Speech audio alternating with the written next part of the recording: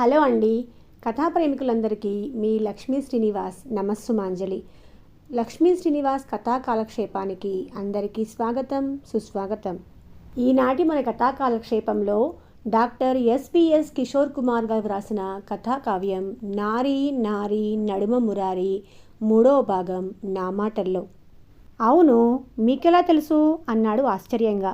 రోజూ తెచ్చే మీ carriage bag లేదుగా ఇక్కడ అంది. ఆ మాత్రం కనిపెట్టలేనా అన్నట్లు ఫోజ్ పెట్టి. ఓ అదా, అవును, మీకు కూడా ఏమైనా చెప్పమంటారా అన్నాడు. ఏమీ అక్కర్లేదు, ఇద్దరికీ తీసుకొచ్చాను మీ ఫేవరెట్ ఉప్మా దోశ అంది తన బ్యాగ్ టేబుల్పై పెడుతూ. థ్యాంక్ యూ, కూర్చోండి అంటూ జోనల్ మేనేజర్ ఫోన్ విషయం చెప్పాడు. బెంగళూరులో మీటింగ్ సంగతి చెప్పాడు. మీకు ఇబ్బంది అయితే వేరే ఎవరినన్నా తీసుకెళ్తాను అన్నాడు. నాకు ఇబ్బంది ఏమీ లేదు, నేను వస్తాను అంది. 3 రోజులు మేడం, పర్వాలేదా అని చెప్పాడు. పర్వాలేదు, మీరు ఉంటారుగా పక్కనే అంది నవ్వుతూ. సరే అయితే ట్రావెల్స్ వాళ్ళకి చెప్పి సండే ఈవినింగ్ ఫ్లైట్ బుక్ చేయమంటాను. సోమవారం పొద్దున్నే మీటింగ్కి అటెండ్ కావచ్చు. అయినా 3 రోజులు ఎందుకు మీటింగ్ అంటూ ఆశ్చర్యం వెలుబుచ్చాడు. సార్, నాకు ఫ్లైట్ ఎలిజిబిలిటీ లేదు అంది విద్యావతి. నేను జోనల్ ఆఫీస్ పర్మిషన్ తీసుకుంటానులేండి, అదేం ప్రాబ్లం కాదు అని జోనల్ ఆఫీసర్కి ఫోన్ చేశాడు పర్మిషన్ కోసం. వాళ్ళు పర్మిట్ చేశారు. 5 స్టార్ హోటల్లో మీటింగ్, అక్కడే వసతి కూడా అని మెయిల్ ఇచ్చారు జోనల్ ఆఫీస్ వాళ్ళు. 2 రూమ్స్ బుక్ చేశారు. ముందు టిఫిన్ తినండి, చల్లారిపోతుంది అంది విద్యావతి. ఓ అంటూ చేతులు కడుక్కొని వచ్చాడు. 2 ప్లేట్స్లో ఇద్దరికీ వడ్డించింది. నోట్లో పెట్టుకొని ఓ అమృతం అన్నాడు. అంతొద్దులేండి, రేణుక గారి కంటే నేనేమీ ఎక్స్పర్ట్ కాదు అంది. చాలా బాగున్నాయి, అతిశయోక్తి కాదు అన్నాడు. అయితే థ్యాంక్ యూ అంది. రేణుకకు ఫోన్ చేశాడు. బెంగళూరు ట్రిప్ గురించి చెప్పి 3 రోజులు వీలవుతుందా తనతో వచ్చేందుకు అని అడిగాడు. అమ్మో, మోహిత్ను వదిలిపెట్టి రాను అని ఖచ్చితంగా చెప్పింది రేణుక. ట్రావెల్స్ వాడికి ఫోన్ చేసి ఫ్లైట్ టికెట్స్ బుక్ చేయమని చెప్పాడు. తనది విద్యావతిది వివరాలు చెప్పాడు. కిరణ్ వస్తున్నాడు, వాడు చెప్పిన డాక్యుమెంట్స్ తెచ్చారా అని అడిగాడు. ఎస్ సార్ అంటూ బ్యాగ్లోంచి తీసింది. అన్నీ ఒక ఫోల్డర్లో చక్కగా పెట్టున్నాయి. ఆ డాక్యుమెంట్స్ తీసుకుని చూశాడు కృష్ణకుమార్. ఒక దాని మీద డేట్ ఆఫ్ బర్త్ ఉంది. తనకంటే 1 సంవత్సరం చిన్న విద్యావతి. బర్త్ డేట్ చూశాడు. ఇంకో 3 రోజుల్లో ఆమె బర్త్డే, అంటే బుధవారం అన్నమాట. ఆ రోజు తాము బెంగళూరులో ఉంటారు. ఓ అయితే తన బర్త్డే బెంగళూరులో సెలబ్రేట్ చేయాలన్నమాట. అవేమీ అంత చూడనట్లు నటించి టేబుల్ పైన పెట్టేశాడు. కిరణ్ వచ్చాడు. హాయ్ రా అంటూ. కిరణ్ విద్యావతి ఇద్దరికి పరస్పరం పరిచయం చేశాడు కృష్ణకుమార్. విద్యావతి ఇచ్చిన ఫోల్డర్ కిరణ్కి ఇచ్చాడు చూడమని. కిరణ్ అన్నీ వెరిఫై చేశాడు.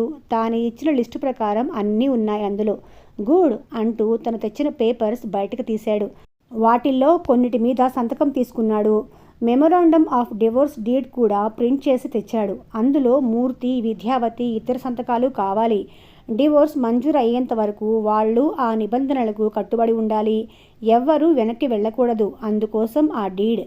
దాని మీద విద్యావతి సంతకం తీసుకున్నాడు. ఎలాగూ మూర్తి తన ఆఫీస్కి వచ్చినప్పుడు అతని సంతకం దాని మీద తీసుకుంటానని చెప్పాడు. విట్నెస్గా కృష్ణకుమార్ సంతకం తీసుకున్నాడు. ఇంకొక విట్నెస్ తన ఆఫీసులో చేయిస్తా అన్నాడు. ఈలోగా వేడివేడి కాఫీలు, స్నాక్స్ వచ్చాయి. కృష్ణకుమార్ని బాగా మెచ్చుకున్నాడు కిరణ్. భలే మేనేజ్ చేసావట కదరా ఆ రోజు. ఇన్స్పెక్టర్ అన్ని విషయాలు చెప్పాడు నాకు. సార్, అక్కడికి మీడియా కూడా వచ్చింది. మీ ఫ్రెండ్ వాళ్ళని బాగా మేనేజ్ చేసి పంపాడు అని చెప్పాడు. ప్రౌడ్ ఆఫ్ యూరా కృష్ణ అని భుజం తట్టాడు కిరణ్. విద్యావతి వైపు తిరిగి, వీడు చిన్నప్పటి నుంచి ఇంతే మేడం, ఎవరికన్నా సహాయం అంటే ముందుంటాడు. దానివల్ల ఎంత రిస్క్ అన్నా భయపడ్డు. మా స్నేహ బృందంలో వీడు జెమ్ అన్నాడు కిరణ్ కృష్ణకుమార్ని మెచ్చుకుంటూ. ఒరేయ్ ఆపరా, ఏదో నాకు తోచింది నేను చేస్తాను అంతే కదా, దాంట్లో అంత పొగట్టానికి ఏముంది అన్నాడు సిగ్గుపడుతూ కృష్ణకుమార్. అన్నీ ఒక మారు వెరిఫై చేసుకుని, సరేరా నేను బయలుదేరుతాను. పిటిషన్ వచ్చే వారంలో ఫ్యామిలీ కోర్టులో ఫైల్ చేస్తాను. అప్పుడు మేడం ఒకసారి రావాలి అన్నాడు కిరణ్. మీరు ఎప్పుడు చెప్తే అప్పుడు కోర్టుకు వస్తాను సార్ అంది విద్యావతి. మీకు ఎక్కువ ఇబ్బంది ఉండదండి, 2 సార్లు కోర్టుకి అటెండ్ అయితే చాలు అన్నాడు కిరణ్. తప్పకుండా సార్ అంది. మేడం, రేపు ఎల్లుండి మనకు సెలవు. మీటింగ్కి సంబంధించి ఇవాళే మీరు స్టేట్మెంట్స్, ఇన్ఫర్మేషన్ రెడీ చేసి నాకు ఫైల్ ఇస్తే ఒక మారు నేను ఇంట్లో స్టడీ చేస్తాను. సండే సాయంత్రం 4 గంటలకు ఫ్లైట్. మీరు రెడీగా ఉంటే 2 గంటలకు మీ ఇంటికి వచ్చి పికప్ చేసుకుంటాను అన్నాడు. సరే సార్ అంటూ లేచింది విద్యావతి. సార్, మీరు లేచిటి నిలబడతారా అంది. ఎందుకు అన్నాడు కృష్ణకుమార్. ఒక్కమారు రండి అంది. కృష్ణకుమార్ లేచి టేబుల్ పక్కగా నిల్చున్నాడు. ఎందుకా అనుకుంటూ. విద్యావతి పాదాలు తాకబోయింది. వెనక్కి జరిగాడు కృష్ణకుమార్. ఏంటి మేడం ఇదంతా? నాకు ఇలాంటివి అస్సలు నచ్చవు అన్నాడు. అయినా ఎందుకు ఇంత ఎమోషన్ మీరు అన్నాడు ఇబ్బంది పడుతూ. ఫస్ట్ టైం నా జీవితంలో ఒక పెద్ద పరిష్కారం మీ వల్ల జరిగింది సార్. అందుకు మీకు ఎంతో కొంత రుణపడి ఉంటాను అంది. అబ్బా, ఏంటి మేడం మీరు కూడా ఇంత చిన్న విషయానికి అంత పెద్ద మాటలు మాట్లాడుతున్నారు? ఇది మీకు విడమరి చెప్పలేను సార్. అంత నరకం అనుభవించాను నేను ఇన్నేళ్ళు. ఇప్పుడు ఒక్క వారంలో అది మీ వల్ల నాకు ఉపశమనం కలగబోతుంది. అది పెద్ద అదృష్టం నాకు అని 2 చేతులు జోడించింది మర్యాదపూర్వకంగా. నెలలో 2, 4 శనివారాలు బ్యాంకులకు సెలవు కావటంతో ఆ రోజు శనివారం చాలా పనులు పెట్టుకున్నాడు కృష్ణకుమార్. ఇవాళ ఎక్కడికైనా వెళదామా రేణు అన్నాడు పొద్దున్నే కాఫీ తాగుతూ. మోహిత్కి లాస్ట్ సెమిస్టర్ దగ్గరలో ఉందిగా, వాడు బాగా బిజీ. వాడితో నేను ఉండాలి, అందుకే నేను బిజీ అంది నవ్వుతూ. సరిపోయింది. నీకోసం నేను ముంబై నుంచి హైదరాబాద్ ట్రాన్స్ఫర్ చేయించుకుంటే నీ అపాయింట్మెంట్ దొరకటం లేదు నాకు. ఇలా అయితే నేను ముంబై వెళ్ళిపోతా అన్నాడు సరదాగా. వెళ్ళొద్దులేండి, 2 నెలలు ఓపిక పడితే వాడి ఎగ్జామ్స్ అవుతాయి. అప్పుడు మీరు ఎక్కడికంటే నేను అక్కడికొస్తా. సరేనా అంది అతని కళ్ళల్లోకి చూస్తూ. ఓకే మేడం, మీరు ఎలా చెప్తే అలా. అవును, నువ్వు నాతో బెంగళూరు రావచ్చుగా. 3 రోజులేగా, వాడు సర్దుకుంటాడులే. లేకుంటే మా ఫ్రెండ్స్ ఇళ్లల్లో ఎక్కడో ఒక చోట ఉంచుతాను అన్నాడు. అబ్బా కుదరదండి, ఒక్క 2 నెలలు ఓపిక పట్టండి మహాప్రభో అంటూ 2 చేతులు జోడించింది. సరే సరే అన్నాడు. మీరు ఇవాళ నాకు 2 గంటలు టైం ఇవ్వాలి అంది రేణుక టిఫిన్ పెడుతూ. ఎందుకో అమ్మాయి గారికి మూడొచ్చిందా అన్నాడు నవ్వుతూ. అబ్బా అందుకు కాదులేండి, నేను మొదలుపెట్టబోయే నవల థీమ్ గురించి మీతో డిస్కస్ చేయాలి అంది. ఎప్పుడు కూర్చుందాం అన్నాడు. మీరు ఇప్పుడు ఫ్రీ అంటే ఇప్పుడే అంది. ఓకే డన్, హాల్లో కూర్చుందామా అన్నాడు. ఓకే అంటూ పేపర్స్ తెచ్చుకుంది రేణుక. మొదలుపెట్టు, నువ్వు అంతా ఎక్స్ప్లెయిన్ చెయ్యి, నేను విని నా అభిప్రాయాలు చెప్తాను అన్నాడు. రేణుక చెప్పటం మొదలుపెట్టింది. ఇది middle age triangle love story అండి అంటూ చెప్తోంది. అది శాంతం వింటుంటే అందులో పాత్రలు తను, రేణు, విద్యావతిని ప్రతిబింబిస్తున్నాయి. 1 గంట సేపు ఏకబిగిన చెప్పింది. ఇప్పుడు చెప్పండి, భర్త భార్యను వదిలేసి ప్రియురాల్ని చేసుకుంటాడా, లేక భార్యే తనకు ముఖ్యమని ఆమెతోనే జీవిస్తాడా? ఇక్కడ అందరికీ పిల్లలు కూడా ఉన్నారు అంది. ఒక వెరైటీగా రాద్దామని ప్రయత్నం. ఎలా ముగింపు చెప్తే పాఠకులు ఎలా రిసీవ్ చేసుకుంటారో అని సంశయం నాకు ఉంది. రేణు, నవల కోసమైతే ఎలా అయినా రాయి, నీ ఇష్టం. నా ఒపీనియన్ అయితే మన హిందూ సంస్కృతి ప్రకారం భార్యాభర్తల బంధం విడదీయరానిది. నేను దానికి ఎక్కువ విలువ ఇస్తాను. ఎంత వెస్ట్రన్ కల్చర్ మనం చూస్తున్నా నాకెందుకో మన సంస్కృతే గొప్పది అని నమ్మకం. యుక్త వయస్సులో బాహ్య కోరికలుంటాయి. అప్పుడు ప్రేమలో పట్టం అది సహజం. కానీ ఒకసారి పెళ్ళైన తర్వాత పక్కచూపులు చూడటం అంటే ఎందుకో నాకు నచ్చని పని. నువ్వు నీ నవలలో ఎన్నో మలుపులు తిప్పినా చివరకు పెళ్లి బంధం గొప్పది అన్న విషయాన్ని నిరూపించు. అలా కాదు, ప్రేమ బంధమే గొప్పది అని ప్రియురాలుతో కలిపితే అది ఎందుకో నాకైతే నచ్చలేదు. మరి పాఠకులు ఎలా రియాక్ట్ అవుతారో నాకు తెలీదు. అది నీవు చెప్పే తీరు, తర్కాన్ని బట్టి ఉంటుంది. ప్రయత్నించి చూడు. నా దృష్టిలో అయితే బంధాలు గొప్పవి. అవి జీవితాంతం పెనవేసుకొని ఉంటాయి. మనం ప్రపంచంలో ఎక్కడ తిరిగినా మనకంటూ ఒక ఇల్లు, ఇల్లాలు, పిల్లలు ఉంటే అది జీవితాన్ని సఫలం చేస్తుంది అంటూ తన వాదన వినిపించాడు కృష్ణకుమార్. ఓ, మీ వాదన చాలా బాగుంది, ఆలోచిస్తాను. మీరు బెంగళూరు నుంచి వచ్చిన తర్వాత నా నిర్ణయాన్ని చెప్తాను అంది. వెబ్ సిరీస్ వాళ్ళు నీ నవలను సీరియల్గా తీయటం ఎంతవరకు వచ్చింది అని అడిగాడు. నా నవల వాళ్ళకు బాగా నచ్చింది. కమర్షియల్స్ గురించి డిస్కస్ చేస్తామని చెప్పారు. ఓ గుడ్, చాలా ప్రొఫెషనల్గా మారావు నువ్వు, వెరీ నైస్ అని మెచ్చుకున్నాడు. ఏదో ఒకటి, ఇంట్లోనే ఉంటాను కదా నేను, నాకు కాలక్షేపం కావాలి కదా అంది.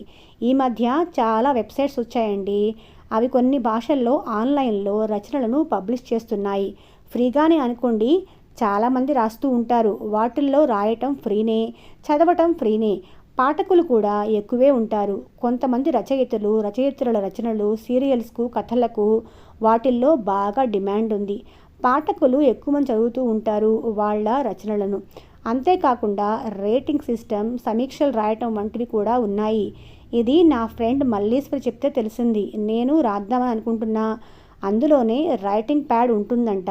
ఇంగ్లీష్లో టైప్ చేస్తుంటే మనం సెలెక్ట్ చేసిన లాంగ్వేజ్లో కన్వర్ట్ చేస్తుందంట. చూడాలి. నా ఫ్రెండ్ ఇంకోటి కూడా చెప్పింది. ఎవరో పరభాషా రచయిత తెలుగు మీద ద్వేషంతో తన రచనలకి కావాలని అన్ని రచనలకు రేటింగ్ 1 మార్క్ వేస్తున్నాడంట. దాంతో తెలుగువారు బాగుంది అని రేటింగ్ ఇచ్చినా కూడా అది 4కి పడిపోతుంది. అలాంటి మూర్ఖులు పోకిరీలు కూడా ఉన్నారు ఇటువంటి వెబ్సైట్స్లో. మా ఫ్రెండ్ చాకచక్యంగా వాళ్లను ఐడెంటిఫై చేసి వెబ్సైట్ మేనేజ్ చేసే వాళ్లకు చెప్పిందంట.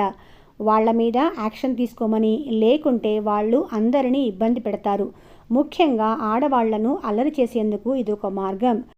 రచయిత్రులు ఎంతో కష్టపడి తమకు మిగిలే కొద్ది టైంలోనే అందరినీ ఆహ్లాదపరచాలని రచనలు చేస్తుంటారు. సమాజానికి ఉపయోగపడే మంచి సీరియల్స్ రాస్తుంటారు. వారి వారి రచనా శక్తిని బట్టి వారి రచనలు ఉంటాయి. అందరూ ఆదిలోనే గొప్ప రచయిత్రి అనిపించుకోలేరు కదా. మెచ్చుకోనక్కర్లేదు. కనీసం కష్టపెట్టకుంటే అదే 10,000. ముఖ్యంగా రచయిత్రులను అణగదొక్కేందుకు ఇలాంటి పోకిరీలు ఫేక్ ప్రొఫైల్స్ చాటున రకరకాల నీచ పనులు చేస్తూ ఉంటారు. అవి రచయిత్రులకు ఎంతో మనోవ్యధ కలగచేస్తూ ఉంటాయి. బాగుంటే చదివి రేటింగ్ ఇవ్వండి. అసలు చదవకుండానే కావాలని ఇలాంటి వెధవ పనులు చేసేవారికి తగిన బుద్ధి చెప్పాలి అని చెప్పింది మా ఫ్రెండ్. ఏం చేద్దాం, అలా ఉంది లోకం తీరు. అందుకే నేను మల్లేశ్వరికి చెప్పాను, పొరపాటును కూడా తన ప్రొఫైల్లో mail address, phone number, address లాంటివి ఇవ్వద్దని. అలాంటి మూర్ఖులు ఇవన్నీ చూసి ఆడవాళ్లు కదా అని ఇంకేమన్నా నీచ పనులకు పాల్పడవచ్చు. రచయిత్రులకు అది మరీ డేంజర్ కూడా అంటూ చెప్తోంది రేణుక. అలాంటి పోకిరీలు, వెధవలు వలన రచయిత్రులు ఇలాంటి వెబ్సైట్లు రాసేందుకు కూడా భయపడతారు మున్ముందు అంది. ఓ, ఇంత రీసెర్చ్ చేస్తున్నావా నీ రచనల కోసం అంటూ ఆశ్చర్యంగా అడిగాడు కృష్ణకుమార్. అలాంటి పోకిరీలు, వెధవలను వదిలిపెట్టకండి. వాళ్ల ప్రొఫైల్స్ తీసుకొని పోలీస్ వారి చేత భరతం పట్టిస్తే సరి. ఇంకెవ్వరి జోలికి రారు. అప్పుడు తిక్క కుదురుతుంది అలాంటి వెధవలకి అన్నాడు కోపంగా కృష్ణకుమార్. అవునండి, మీరు చెప్పింది ముమ్మాటికి కరెక్ట్. అందుకే నేను మా రచయిత్రి ఫ్రెండ్స్తో ఎప్పుడూ టచ్లో ఉంటాను. వాళ్ళు ఇలాంటి ముఖ్యమైన విషయాలు చెప్తూ ఉంటారు. రచయిత్రులం కదా, మమ్మల్ని మేము కాపాడుకోవాలి కదా అంది ఆరిందల. సూపర్ బ్రా రేణు, టైంని బాగా వినియోగించుకుంటున్నావు. కొత్త కొత్త విషయాలు తెలుసుకుంటున్నావు అని మెచ్చుకున్నాడు. అది సరే కానీ నీకు చెప్పానుగా, రేపు బెంగళూరుకి విద్యావతి కూడా వస్తుంది. తను మా బ్రాంచ్లో ఆ లోన్ చూస్తోంది కాబట్టి తనని కూడా తీసుకెళ్లమన్నారు. జోనల్ మేనేజర్ సహాయంగా ఉంటుందని. నేను ఆవిడకి చెప్పాను, తనకి ఇబ్బంది అయితే ఇంకెవరినైనా తీసుకువెళ్తాను అని. పర్వాలేదు, వస్తాను అంది. అక్కడ 5 స్టార్ హోటల్లో మీటింగ్ మరియు వసతి ఏర్పాటు చేశారు అని చెప్పాడు. రేపు సాయంత్రం 4 గంటలకు ఫ్లైట్. 2 గంటలకు నేను తనని ఇంటి దగ్గర పికప్ చేసుకుని ఎయిర్పోర్ట్కి వెళ్తాను. మళ్ళీ బుధవారం సాయంత్రం 6 గంటల ఫ్లైట్కి బయలుదేరి 7 గంటలకి హైదరాబాద్లో ఉంటాను అన్నాడు. అలా అయితే తనని రేపు పొద్దున్నే ఇక్కడికి రమ్మని చెప్తాను. లంచ్ చేసుకుని ఇటు నుంచి డైరెక్ట్గా ఎయిర్పోర్ట్కి వెళ్ళొచ్చు అంది రేణుక. వాళ్ళ సిస్టర్ కూడా పైనే ఉంటుంది రేణు, పిలిచేటట్లుంటే ఇద్దరిని పిలువు అన్నాడు. ఓకే, తన నెంబర్ నా దగ్గర ఉంది, ఇప్పుడే వాట్సాప్ మెసేజ్ ఇస్తాను అంది. ఓకే అన్నాడు కృష్ణకుమార్. హైదరాబాద్లో ఉన్నాడంటే కృష్ణకుమార్ ఇంట్లో ఉండే టైం చాలా తక్కువ. అతనికి ఫ్రెండ్ సర్కిల్ ఎక్కువ ఉంది. అటు చిన్నప్పటి ఫ్రెండ్స్, కాలేజ్ ఫ్రెండ్స్, బ్యాంక్లో చేరిన తర్వాత స్టాఫ్, ఇలా చాలామంది హైదరాబాద్లోనే ఉండేవాళ్ళున్నారు. వీళ్ళందరినీ కలుపుతూ బోలెడన్ని సాంఘిక కార్యక్రమాలు, సంఘ సేవ చేస్తూ ఉంటాడు. ఆర్ఫనేజ్కి చందాలు, వస్తువులు కలెక్ట్ చేయటం, వృద్ధాశ్రమాలకు ఇతోధికంగా హెల్ప్ చేయటం, ఇలాంటి పనులు చాలా ఇష్టంగా చేస్తూ ఉంటాడు. అతని స్నేహితులు కృష్ణకుమార్ని లైవ్ వైర్ అని పిలుస్తారు. ఎప్పుడూ ఏదో ఒక మంచి పని చేస్తూ ఉండటం అతని నైజం. తను బ్యాంకు కూడా ఎంతోమంది కస్టమర్స్ని తీసుకొచ్చాడు. బిజినెస్ బాగా డెవలప్ చేసినందువల్ల పైవాళ్ళ దగ్గర కూడా మంచి గుర్తింపు ఉంది. రేణు ఇంట్లో పనితో బిజీ అవటంతో శనివారం బయటే బిజీగా గడిపి రాత్రి 9ంటికి వచ్చాడు ఇంటికి. వస్తూనే రేణుక చెప్పింది ఆదివారం వచ్చేందుకు విద్యావతిని బలవంతంగా ఒప్పించినట్లు. ఆమె అక్క బయటికి ఎవరిళ్లకు రాదు అని చెప్పింది. ఓకేలే అన్నాడు కృష్ణకుమార్. ఆదివారం 11ంటికి కారు పంపించాడు విద్యావతిని తీసుకువచ్చేందుకు. మామూలుగా చీరలో చూసే విద్యావతి ఆ రోజు చుడీదార్లో దర్శనమిచ్చింది. లగేజ్ ఏది అని అడిగాడు. కారులోనే ఉంచాను, చిన్న సూట్ కేస్ కదా, క్యాబిన్ లగేజ్లో పెట్టచ్చు అంది. ఓ గుడ్, నేను క్యాబిన్ లగేజ్ సూట్ కేస్ తెచ్చుకుంటాను, కన్వేయర్ దగ్గర వెయిట్ చేయక్కర్లేదు అన్నాడు కృష్ణకుమార్. రేణుకి విద్యావతి బాగా ఫ్రెండ్ అయింది. తనను చూడగానే రేణు మొహం విప్పారింది. ఇక ఇద్దరూ మామూలే కబుర్లలో పడ్డారు. అక్క అంటూ రేణు, రేణు అంటూ విద్య చక్కగా అక్కా చెల్లెల్లాగా మాట్లాడుకుంటున్నారు. రేణు విద్య కంటే 4 ఏళ్లు చిన్నది. ఇద్దరూ బాగా కలిసిపోయారు. రేణుకు కూడా తను ఒక్కతే కూతురు కావటంతో తోబుట్టువులు ఎవరూ లేరు. ఇలా తన అనురాగాన్ని విద్యతో పంచుకుంటోంది అనుకున్నాడు. ఏవో ఫోన్స్ వస్తుంటే అటెండ్ అవుతున్నాడు కృష్ణకుమార్. సూట్ కేస్ సర్దుతూ ఉంటే రేణుని పిలిచి చెప్పాడు విద్యావతి బర్త్డే బుధవారం అని. బీరువాలోంచి తను పండకి కొనుక్కున్న కొత్త చీర తీసి చూపించింది. ఇది పెడతాను ఆవిడికి అని. నీ ఇష్టం అన్నాడు. కిచెన్లో రేణు విద్య ఇద్దరూ మాట్లాడుతూనే వంటలన్నీ రెడీ చేశారు. అందరి భోజనాలు అయ్యాయి. విద్యావతి మోహిత్తో చాలాసేపు మాట్లాడింది అన్నం తినేటప్పుడు. ఆమె daughter phone number, mail address ఇచ్చింది. తన డాటర్ శ్రీష కూడా ఐటీ సబ్జెక్ట్లోనే ఎంఎస్ చదువుతోంది యూనివర్సిటీ ఆఫ్ సిన్సినాటీలో. మోహిత్ కూడా ఐటీలోనే ఎంఎస్ చదివేందుకు కొద్ది రోజుల్లో అమెరికాకు వెళ్తాడు. శ్రీష బాగా గైడ్ చేస్తుంది అని చెప్పింది. తను హైదరాబాద్ సిబిఐటీలో బీటెక్ చేసింది. ఆ అమ్మాయి కూడా మొదటి నుంచి ర్యాంక్ స్టూడెంట్ అంట. టైం 2 అయింది. అప్పటికే వెబ్ చెకింగ్ చేశాడు 2 టికెట్స్. అన్నీ ఒకసారి చూసుకొని ఇక బయలుదేరేందుకు రెడీ అయ్యారు.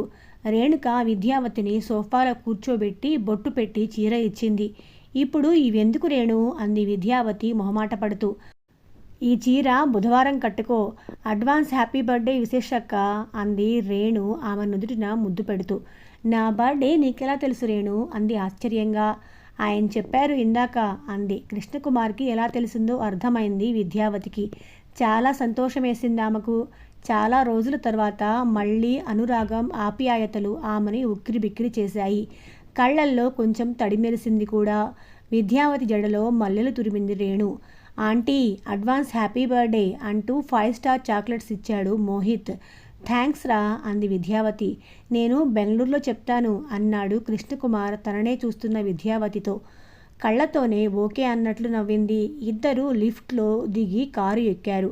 డ్రైవర్ రాముకు చెప్పాడు బుధవారం సాయంత్రం ఎయిర్పోర్ట్కి రావాలి అని.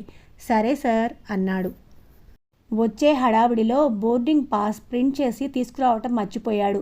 అబ్బా క్యూలో నిలబడాలి దానికోసం అనుకున్నాడు. మేడం ఈ గేటు వైపు వెళ్ళాలి మనం అన్నాడు కృష్ణకుమార్. ఈ 3 రోజులన్నా విద్య అని పిలవండి అంది అతని ముఖంలోకి చూస్తూ. లేకుంటే నేను మీతో రాను అని బెదిరిస్తూ ఉన్నట్లుగా. ఆ చూపులు తట్టుకోవటం చాలా కష్టం. దానికన్నా ఆమె చెప్పినట్లు విద్య అని పిలవటం మేలు అనుకున్నాడు.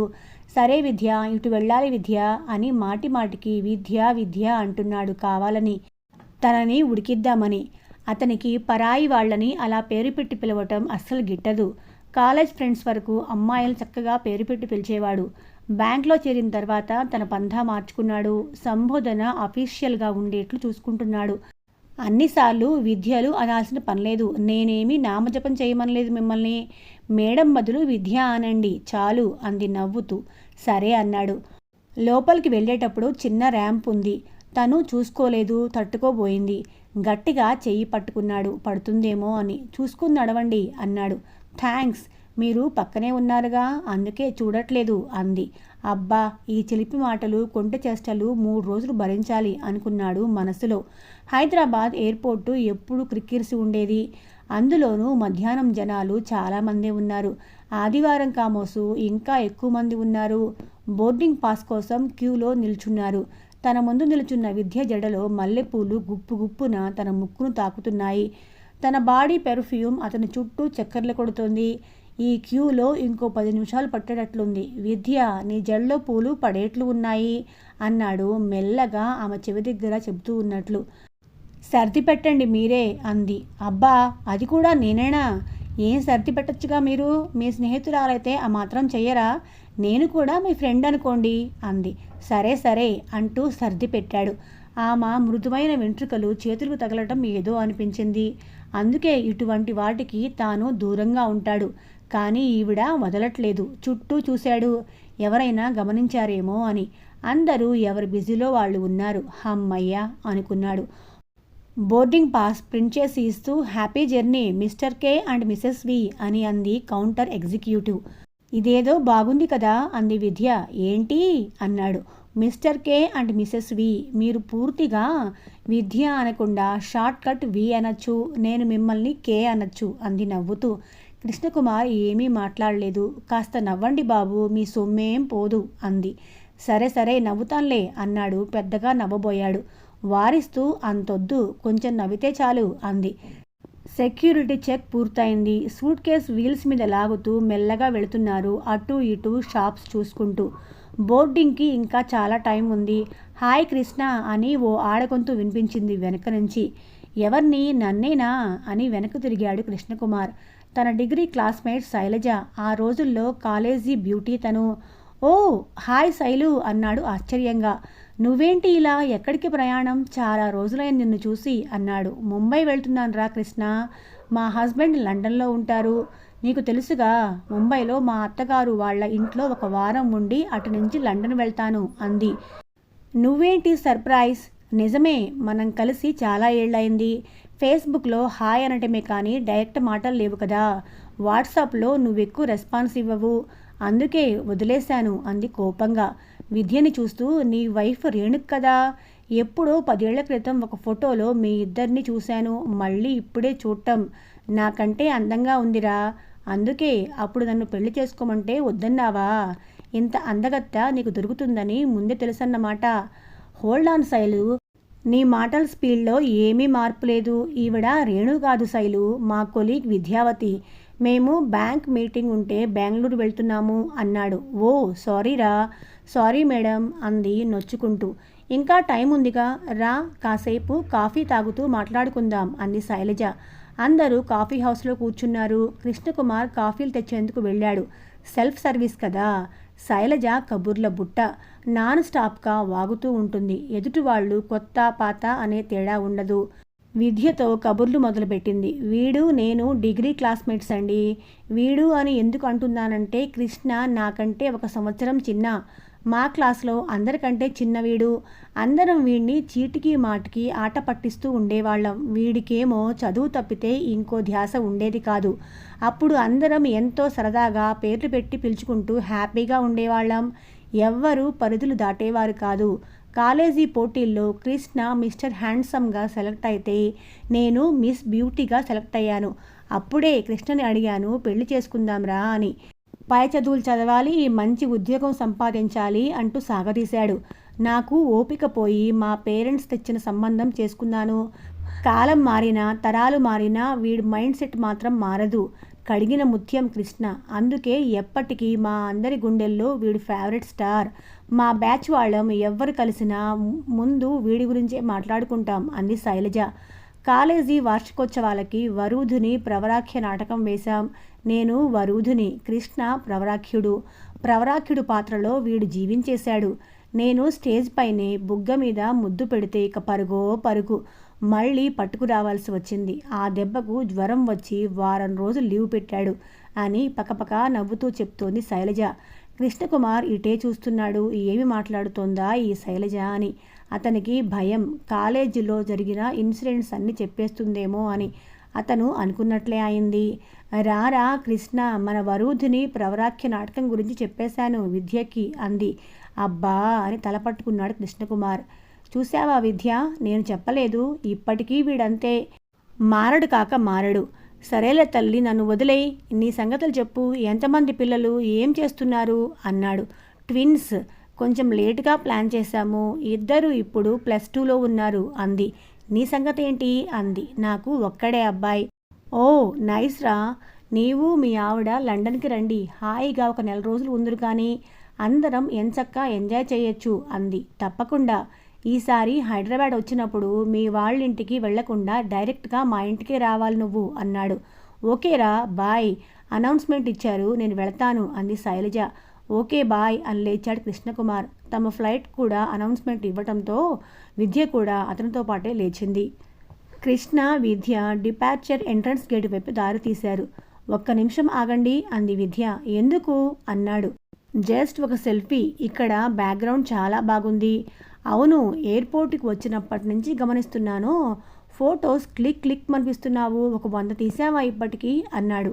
ఒక 10 తక్కువ ఉండొచ్చు అంది నవ్వుతూ. ఫోటోగ్రఫీ నా హాబీ, అందుకే అలా క్లిక్ మనిపిస్తుంటాను. ఇక్కడ క్యూ పెద్దదిగా ఉంది, ఎక్కువ టైం పడుతుందేమో. అందరినీ వెళ్ళనీయండి, మనం కాసేపు కూర్చుని లాస్ట్లో వెళదాం అంది.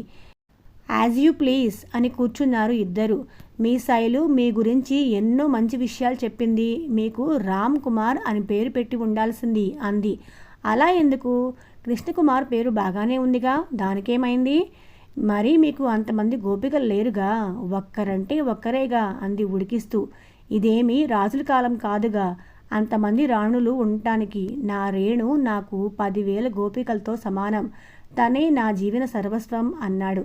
అదృష్టవంతురాలు రేణు అంది విద్య. అలా ఏమీ లేదు విద్య, ఒక్కో జీవితం ఒక్కో విధంగా ఉంటుంది. వారం క్రితం వరకు మన మధ్య అంత చనువు లేదు. ఈ వారంలో బోలెడు సంఘటనలు జరిగాయి. ఒకరికొకరు సహాయం చేసుకుంటే ఎన్ని సమస్యలున్నా తీర్చచ్చు. ఒక మంచి స్నేహితుడిగా నీకు అండగా నేను, నా కుటుంబం ఎప్పుడూ ఉంటాము. ఏది కావాలన్నా అడిగే స్వేచ్ఛ నీకుంది. హ్యాపీగా ఉండు. మా ఇల్లు ఎప్పుడూ నీకు స్వాగతం పలుకుతూనే ఉంటుంది. 10 ఏళ్ల క్రితం నేను నిన్ను మొదటిసారిగా చూసినప్పుడు ఎంతో థ్రిల్ అయ్యాను. అంతలా ఆకట్టుకున్నావు నన్ను. కానీ ఆ భావన కేవలం అభిమానించే వరకే. అంతకు మించి ఒక్క అడుగు ముందుకు నేను వేయలేను. నా సిద్ధాంతాలకు నేను ఎప్పుడు కట్టుబడి ఉంటాను. కొందరికి అది చాదస్తం అనిపించవచ్చు, అయినా నేను లెక్క చెయ్యను. నేను ఇంతే, ఇలానే ఉంటాను ఎప్పుడు అన్నాడు. థ్యాంక్ యూ, మీ మనసులో మాట చెప్పారు. మీ అభిమానం పొందిన నేను చాలా అదృష్టవంతురాల్ని. చాలా చాలా థ్యాంక్స్ మీకు, రేణుకకి అంది. ఇంతకు 10 ఏళ్ల క్రితం మిమ్మల్ని థ్రిల్ చేసిన ఆ సంగతి ఏంటో కాస్త చెప్తారా అంది నవ్వుతూ. ఇదే, ఈ కొంటెతనమే నీలో నాకు బాగా నచ్చేది. అఫ్కోర్స్, చలాకీతనం, స్ఫురద్రూపి, చక్కటి పర్సనాలిటీ, ముఖ్యంగా ఆ పెద్ద వాలు జడలో పైనున్న ఆ పిల్ల జడ. టెక్నికల్గా దాన్నేమంటారో నాకు తెలియదు కానీ నాకు చాలా ఇష్టం అన్నాడు. అబ్బో, చాలా కనిపెట్టారు నాలో అంది ఆశ్చర్యంగా. పైకి కనపడరు కానీ బాగా లోతైన మనిషి మీరు అంది. నువ్వు అడిగావు కాబట్టి చెప్పాను, లేకుంటే నా ఫీలింగ్స్ నాలోనే పదిలంగా ఉండేవి. సరే, ఇక వెళదాం విద్య. ఆల్రెడీ అందరూ వెళ్ళారు, మనమే లాస్ట్. మన కోసం వెయిట్ చేస్తున్నారు. ఫ్లైట్లో 1 గంట టైం ఉంటుంది. బోలెడు విషయాలు మాట్లాడుకోవచ్చు, పద అన్నాడు. పదండి అని ఇద్దరూ లేచారు. ఫ్లైట్ ఎంట్రన్స్లో ఎయిర్ హోస్టెస్ అందరికీ వెల్కమ్ చెప్తోంది చిరునవ్వుతో. కృష్ణకుమార్ తనని గుర్తుపట్టాడు. తను అతన్ని గుర్తించింది. Welcome sir, how are you అంది. Hi Poonam, I'm fine thank you, how are you అన్నాడు లోపలికి వెళుతూ. ఇద్దరి సూట్ కేసెస్ పైన ఉన్న లగేజ్ ప్యాకెట్లో పెట్టాడు. విండో సీట్లో విద్య కూర్చుంది. తను ఆమె పక్క సీట్లో కూర్చున్నాడు. 2 సీటర్ లైన్స్ 2 ఉన్నాయి. ఎకానమీ ఫ్లైట్ కదా, 4 రోస్లో ఉన్నాయి సీట్స్. ఎవరు తను అడిగింది విద్య. ముంబైలో ఎయిర్ హోస్టెస్ ట్రైనింగ్కి పర్సనాలిటీ డెవలప్మెంట్ క్లాసెస్ తీసుకునేవాణ్ణి మన బ్యాంక్ తరపున. అప్పుడు ఈ అమ్మాయి ఆ ట్రైనింగ్ బ్యాచ్లో ఉంది.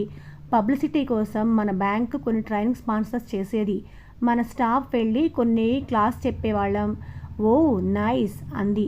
పాటలు వింటారా అంటూ ఇయర్ ఫోన్ ఒక సైడ్ ఇచ్చింది. అమ్మో, నువ్వన్నీ ప్రేమ సాంగ్స్ పెడతావు, నాకొద్దు అన్నాడు నవ్వుతూ. మీకేం కావాలో చెప్పండి అంది. ఏదన్నా క్లాసికల్ ఇన్స్ట్రుమెంట్ మ్యూజిక్ పెట్టు, విందాం, అదైతే హాయిగా ఉంటుంది అన్నాడు. తనకు ఇష్టమైన మరుగేలరా ఓ రాఘవ పాట వీణపై వాయించింది పెట్టింది తన గ్యాలరీలో సెలెక్ట్ చేసి. ఓ చాలా బాగుంది అన్నాడు. ఫ్లైట్ డోర్స్ క్లోజ్ చేశారు. అనౌన్స్మెంట్ ఫార్మాలిటీస్ జరుగుతూ ఉన్నాయి. పూనం వచ్చింది. సార్, ఇవి మీకోసం అంటూ డ్రై ఫ్రూట్స్ ప్యాకెట్స్ ఇచ్చింది కృష్ణకుమార్కి. తెలుగు నేర్చుకున్నావా అన్నాడు. అవును సార్, తెలుగు కన్నడ కూడా నేర్చుకున్నాను. ఓ గ్రేట్, థ్యాంక్ యూ పూనం, నీ హాస్పిటాలిటీకి అన్నాడు. వెల్కమ్ సార్, నేను మళ్ళీ వస్తాను అంటూ తను బిజీ అయింది. అటు ఇటు తిరుగుతూ, ఈ ఫ్లైట్లో నువ్వొక్కదానివి మల్లెపూలు పెట్టుకున్నట్లున్నావు అన్నాడు విద్యతో. ఏం మీకు నచ్చలేదా అంది. పూల పరిమళం మత్తుగొలుపుతోంది విద్య, అంతకంటే ఏం లేదు. తీసేయమంటారా అంటూ జడ ముందుకేసుకుంది. ఓ వద్దు, అవి ఫీల్ అవుతాయి, నన్ను విలన్గా చూస్తాయి. ఏవి పూలు అన్నాడు ఎటో చూస్తూ. ఇటు తిరిగి చెప్పచ్చు, మిమ్మల్నేమీ నేను ఊరించలేండి, సరదాకి అన్నానులే. అప్పుడప్పుడు ఇలా మాట్లాడుతూ ఉండాలి, లేకుంటే నాకు అస్సలు రొమాంటిక్ టచ్ లేదు అనుకునే ప్రమాదం ఉంది. మంచిదే, మీ సరదాలు నాతో కూడా పంచుకోవచ్చు అంది. ఎకానమీ ఫ్లైట్స్ కావటంతో సీట్లు ఇరుగ్గానే ఉన్నాయి. హ్యాండ్ ఆర్మ్ మీద ఇద్దరు చేతులు పెడితే ఒకరి చేతులు ఇంకొకరు తగులుతూ ఉన్నాయి. అది గమనించి విద్య తన చేతులు ఒళ్ళో పెట్టుకుంది. ఫ్లైట్ టేకాఫ్ అయింది. 1 గంట ప్రయాణం. ఫ్లైట్ పైకి వెళ్ళి స్టెబిలైజ్ అయింది. మూమెంట్లో ఎయిర్ ప్యాకెట్స్ ఎక్కువ ఉన్నట్లున్నాయి. చిన్న ఫ్లైట్స్ కావడంతో బాగా ఊగుతుంది. ఎయిర్ హోస్టెస్లు కూడా సీట్ బెల్ట్ పెట్టుకొని వారి సీట్స్లో కూర్చున్నారు.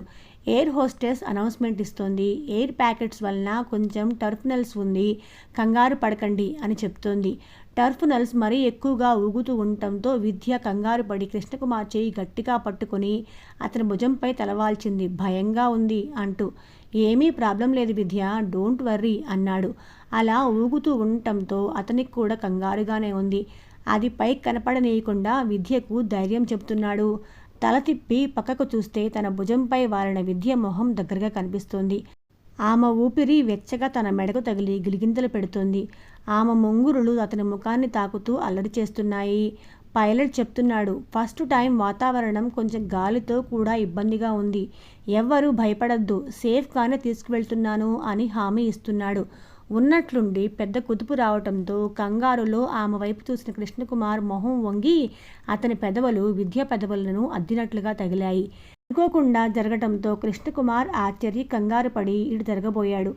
భయంతో ఉన్న విద్య అతని చేతిని వదలలేదు. ఇంకా అతని వైపుకు జరిగి గట్టిగా పట్టుకొని అతని భుజం మడతలో తన తలను అలాగే ఉంచింది. కృష్ణకుమార్కు మటుకు మనసులో కొంచెం అలజడిగానే ఉంది. తను కావాలని అలా చేయకపోయినా ఆమె ఎలా ఫీల్ అయిందో అనుకుంటూ ఇబ్బందిగా ఉన్నాడు. కొంచెం సేపటి తర్వాత వాతావరణం కాస్త మామూలుగా మారింది. ఫ్లైట్ ఊగటం తగ్గి నిలకడగా వెళ్తోంది. పైలట్ హ్యాపీగా అనౌన్స్ చేస్తున్నాడు, డేంజర్ నుంచి బయటపడ్డాము అని. మెల్లగా అతని చేతుల్లో తన చేతిని తీసుకొని సర్దుకొని కూర్చుంది విద్య. కృష్ణకుమార్ ఆమె మొహం వైపు చూసేందుకు కొంచెం మొహమాట పడ్డాడు. విద్య అతని వైపుకు వంగి చెవిలో చెప్పింది, మీరు అలా చెయ్యరు అని నాకు తెలుసు, మీరేమీ ఇబ్బంది పడకండి అంది. అమ్మయ్య అనుకున్నాడు. అప్పటిదాకా ఆమె ఫీలింగ్స్ ఏంటో, తనని ఎలా అనుకుందో అని తెగ మదనపడిపోయాడు. ఫ్లైట్ 10 నిమిషాలు లేట్ అయినా ల్యాండింగ్ మామూలుగా అవటంతో అందరూ ఊపిరి పీల్చుకున్నారు. ఎలా ఉన్నావు, ఓకేనా అని అడిగాడు విద్యని. నౌ ఓకే, ఇందాక చాలా కంగారు అనిపించింది. కొన్నిసార్లు గాలి తీవ్రతకు అలా ఊగుతుంది ఫ్లైట్. పైలట్ చాలా చక్కగా మేనేజ్ చేశాడు అన్నాడు. ఫ్లైట్ నుంచి బయటకు వచ్చేటప్పుడు పూనం విజిటింగ్ కార్డు అడిగింది కృష్ణకుమార్ని. జేబులో నుంచి తీసి పూనంకిచ్చాడు. మీ ఫ్యాన్స్ మిమ్మల్ని వదలట్లేదు అంది విద్య నవ్వుతూ. ఈ జనరేషన్ వాళ్ళు చాలా తెలివిగా ముందుకెళ్తున్నారు అంటూ పూనంని మెచ్చుకున్నాడు Krishnakumar. Hotel car driver Krishnakumar పేరుతో ప్లకార్డ్ పట్టుకొని ఉన్నాడు విజిటర్స్ లాంజ్లో. అది గమనించి అటువైపు దారి తీశారు ఇద్దరు. 11వ అంతస్తులో 2 రూమ్స్ పక్కపక్కనే అలాట్ చేశారు ఇద్దరికి. ఫార్మాలిటీస్ అయ్యాక చెక్ ఇన్ అయ్యారు. మీటింగ్స్కి లీడ్ బ్యాంక్ తరపున కృష్ణకుమార్ హెడ్ చేస్తాడు. మిగతా 4 బ్యాంక్స్ వాళ్లతో ఒకరు లోకల్ బ్యాంక్ మేనేజర్, అతను రేపు డైరెక్ట్గా మీటింగ్కి వస్తాడు. మిగతా 3 ఇంకా చెక్ ఇన్ కాలేదు. కంపెనీ వాళ్ళు రేపు మీటింగ్కి డైరెక్ట్గా వస్తారు. మొదటి నుంచి కంపెనీతో అన్ని బ్యాంకులకు మీటింగ్ ఉంటుంది. 2వ రోజు బ్యాంకర్లు మాత్రమే మీటింగ్. ఆ రోజు సరిపోకుంటే 3వ రోజు మీటింగ్ ఉంటుంది. సో 3వ రోజు కేవలం కుషన్ కింద పెట్టారు. అందరినీ కృష్ణకుమార్ కోఆర్డినేట్ చేయాలి. తమ బ్యాంక్ లీడ్ చేస్తోంది కనుక కృష్ణకుమార్ బాగా ప్రిపేర్ అయి వచ్చాడు. విద్య కంపెనీకి సంబంధించిన అంశాలలో హెల్ప్ చేస్తుంది. ఇబ్బంది ఏమీ ఉండకపోవచ్చు అనుకున్నాడు. విద్య ఆ లోన్కి సంబంధించి ఒక పెద్ద రైటప్ ఇచ్చింది. అది అంతా కవర్ చేస్తుంది. ఆ రిపోర్ట్ అన్ని విధాల సహాయపడుతుంది అనుకున్నాడు. టైం సాయంత్రం 6 అయింది. కాసేపు రేణుతో మాట్లాడాడు. ఏమండి, గుడ్ న్యూస్, వెబ్ సిరీస్ వాళ్ళు అగ్రిమెంట్ పేపర్స్ పంపించారు. మీరు వచ్చిన తర్వాత చూద్దురు గాని. మీకు మెయిల్ కూడా చేస్తాను అంది. కథ ఎండింగ్ మీరే డిసైడ్ చేయాలి అంది. అలాగే రేణు, రేపు పొద్దున 10 గంటలకు మీటింగ్. కంపెనీ వాళ్ళు వస్తారు. ఈ 3 రోజులు బాగా బిజీ. నేను వచ్చిన తర్వాత తీరిగ్గా డిస్కస్ చేద్దాం, సరేనా అన్నాడు. అవును, మీరు విద్యకి బర్త్డే ప్రజెంటేషన్ ఏమిస్తున్నారు అని అడిగింది ఉత్సాహంగా. ఏమో, ఇంకా ఏమీ డిసైడ్ చేయలేదు. తన ముక్కుకు ముక్కు పుడక చాలా బాగుంటుందండి. అక్కడ దొరికితే అది కొనివ్వండి అంది. కథ కొనసాగుతూనే ఉంటుంది. ఇప్పటి వరకు విన్నవాళ్ళు ఈ కథ గురించి, నేను చదివే విధానం గురించి, చేసుకోవాల్సిన మార్పులు చేర్పుల గురించి కమెంట్ సెక్షన్లో నాతో షేర్ చేసుకోండి. అలాగే మీకు నచ్చినట్లయితే తప్పకుండా మన ఛానల్ సబ్స్క్రైబ్ చేసుకుని నన్ను సపోర్ట్ చేయండి. మన కథలకు లైక్ కూడా ఇవ్వండి. అలా చేసినట్లయితే ఇంకా కొంతమందికి రీచ్ అవుతుంది. అది మనకి చాలా హెల్ప్ అవుతుంది. సరేనా? మళ్ళీ రేపు కలుసుకుందాం.